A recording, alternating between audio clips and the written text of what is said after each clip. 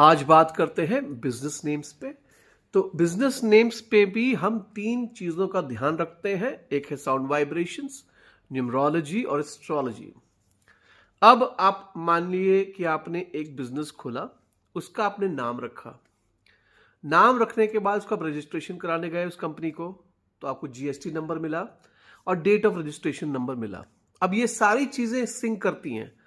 उसके बाद एस्ट्रोलॉजी के हिसाब से आपने जो नाम रखा है उसकी कुंडली बनती है, कौन सा साउंड किस घर में आ रहा है ये देखा जाता है।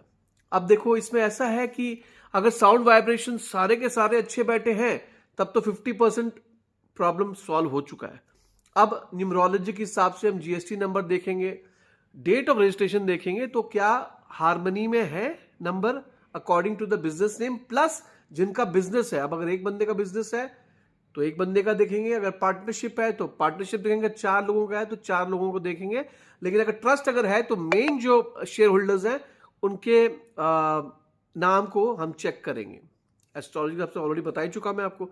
तो अगर ये हार्मनी में, सारी चीजें हार्मनी में होती हैं तो बिजनेस जो है स्लो स्टार्ट होता है, लेकिन आगे जाते जाते स्टेबिलिटी मिल जाती है।